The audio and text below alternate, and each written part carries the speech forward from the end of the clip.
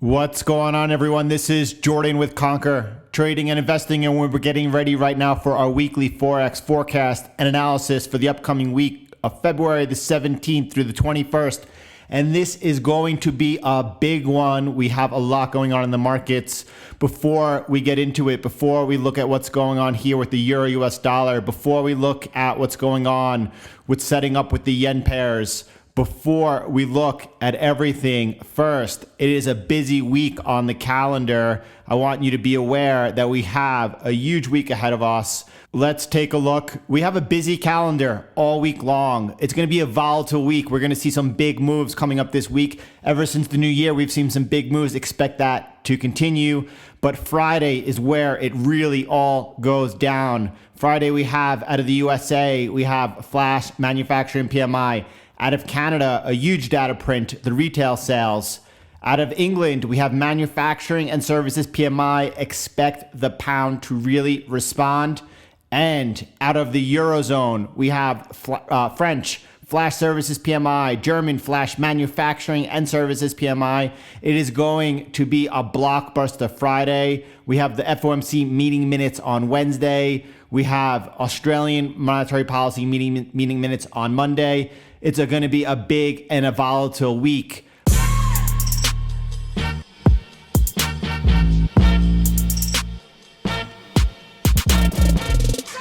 All right, let's start looking at the charts right now and let's get our plan going for next week, starting with the Euro US dollar.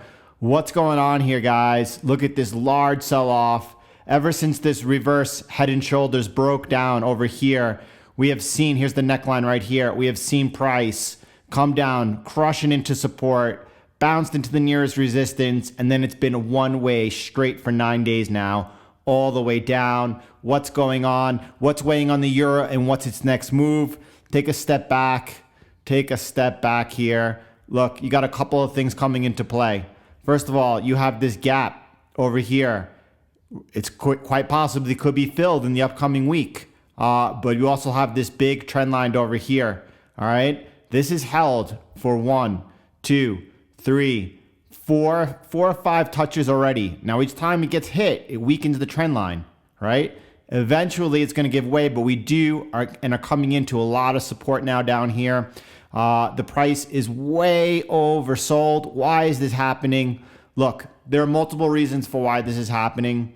One of them, quite possibly, is the fact that the continued global slowdown, the slowdown in the growth of China is going to weigh heavily on Europe.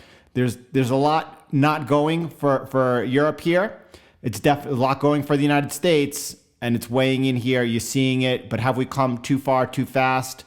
I think so. I think we're going to get a good bounce next week. I don't know when it comes, but watch out for that data on Friday.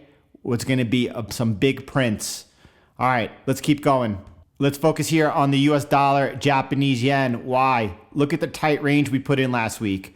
This is last week's of trading. It's between this support over here and then between this long 5-year trend line resistance.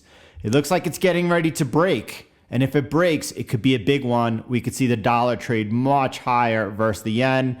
Now, is this week going to be the week that it breaks to the upside? I have no idea. It's got to hold this support and it's got to break out from this trend line. You have some nice key levels to play off of here going into early next week. If you lose this support down here, I think we're coming down, at least testing 108.86 at that support down there. You have very mild local support over here at 109.36. Be aware of that as well. And always just be watching for a break of this trend line to the upside. Regardless of what you think, if it happens, breakouts tend to last. Look what happened here on the DXY. Let's take a look at the DXY. Look, here's a breakout of this bull flag. And look, you had the breakout, the retest, and then it's off. What's going to happen on the DXY as we're looking at it right now? We're pretty high in the DXY at 99.16. We have a high, recent high last year of 99.67. Are we going to test it this coming week? I don't know. We've come high, hard, and fast. We're into some resistance right now. It would not be, we've been looking for a pullback since we came into this resistance right over here, to be honest. And look what's happened. We've remained overbought. Overbought can remain overbought for an extended period of time. The higher it goes and the sharper it goes, the deeper the fall will be as well. Just be alert. There's going to be some big moves next week, and I want you to be aware of the bigger picture so you can see what's going on and trade accordingly. I want to look at some possible now, some big turn of events. We're going to find that on the Australian dollar, the New Zealand dollar, and the Japanese yen pairs. Before we do that, let's take a look at the US dollar, Canadian dollar. All right, here's a look at the US dollar, Canadian dollar. This chart is so interesting to me right now that I want to take a look at it with you. A couple of things that I notice. First of all, above these trend lines over here, we're very bullish, okay? There's no question about it. We were looking over here for price to come off a little bit, and it came out past this, broke down this support, now resistance, and holding as resistance. You can see this on Friday. I'll look at that on a smaller time frame with you in just in 1 second. But notice that this trend line support is still holding at the close of Friday. If this trend line here breaks, I think that we're coming down, and I think that we're testing at least this support down here at 1.3182 and possibly down even further into this trend line support over here. Although I have to say that, yep, there's a good chance we'll test this trend line as well. Let me extend that a little further. There we go. So what happens if we break back up, if this trend line support holds over here and we trade back above this resistance? I think then after we've had a breakout of this trend line over here, this goes back 1 year, this trend line over here. We broke out above this trend line, and now we're above this one going back to May of 2019. If we break above, we've broken above, came to the first resistance, and if this holds as support and we resume upwards, the dollar could be really going to much higher levels. We have to trade what's on the chart. If we get a breakout, a test, and then a breakout, we could possibly here have the dollar crushing the euro, crushing the Japanese yen, crushing the Canadian dollar all around, or the dollar right now is at overbought levels, and we're going to see a sharp reaction. If we see a sharp reaction down, if we get back under this trend line, I'm happy taking a short here and seeing what develops. I want to look down on a smaller time frame, like I said with you.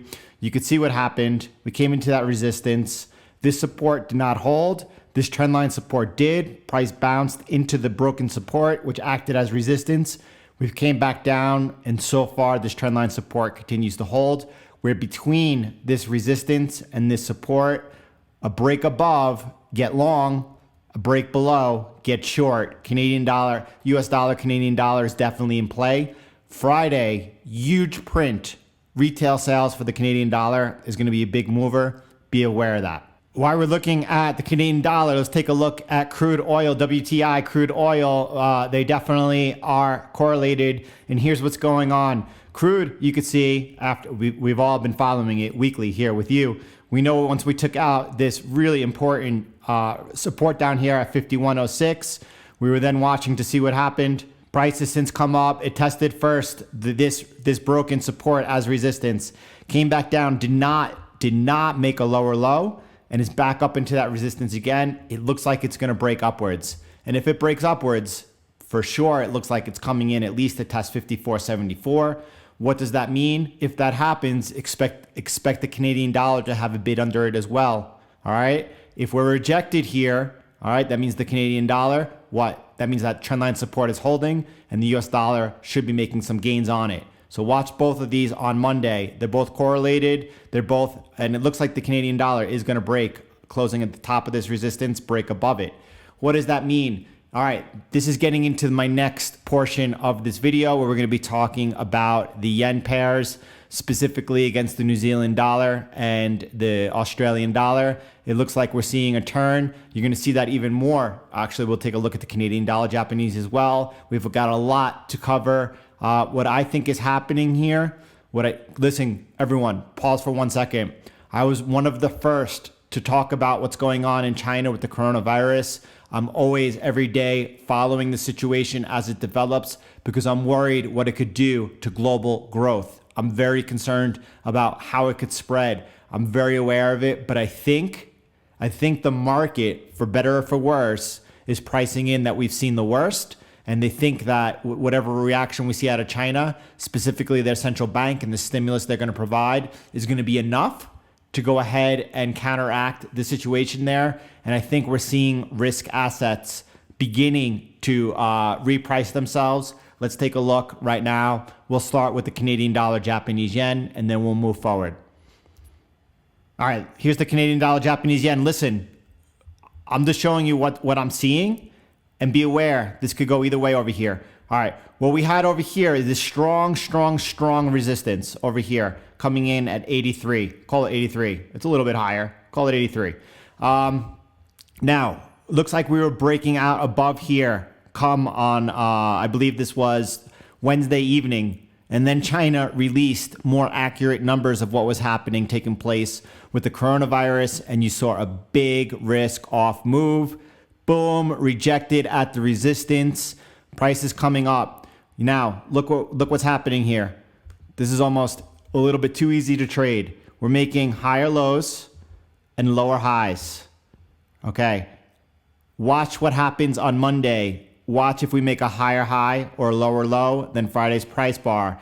If we make a higher high, there's a good chance we're going to take out this very strong resistance. And if we take out this strong resistance, this could be a beautiful trade setting up over here to the upside. Like I said, the market could be repricing in what's happening. We don't know what's going to happen over the weekend. We don't know if things are going to escalate. Let's watch what happens. At the same time, if we break out to the downside of these series of lower highs, look, take that trade as well, because there's a good chance that we're going to trade much lower back down towards this support area over here, probably somewhere around, I would say 82.13. So let me go ahead and move up this support that I have over here. All right, let me put that over there. All right, so be aware over here on the Canadian dollar, Japanese yen, what I'm looking for is that the market overreacted and that we're going to correct back over here to the upside. At the same time, I'm aware that we could break down further, and I want to be a part of both. The Canadian dollar, if oil is going to break out that resistance to the upside, is going to have a bit of a bid behind it. I think it's leading here to the upside, and that's why I'm starting with that. I want to now look at the Australian dollar, Japanese yen with you. All right, now this pair is what I like to, what is referred to as the risk on, risk off pair, the Australian dollar, Japanese yen. Now, step back from me for a second. This was before the phase one China-US trade deal was signed, or they started talking about it, and then they signed it right around here, actually. And this was the height of the concern of what was going to happen. Now, you see this long trend line, a year-long trend line. We've broken above it. During the height of the coronavirus scare, we broke down, and this strong support held over here. Look at that. All right, this resistance held as support, and now we're back above this trend line. We're in between this heavy resistance over here coming in at 74.38 and this trend line, okay, that goes back a year along with that support here. We're kind of in no man's land right now. Again, it looked like we were going to be breaking out to the upside here on Wednesday evening before China released the more accurate figures, okay? Are we going to take another look at this to the upside and break above? That's what I'm watching for, because if we do, I think there is some beautiful room to the upside over here.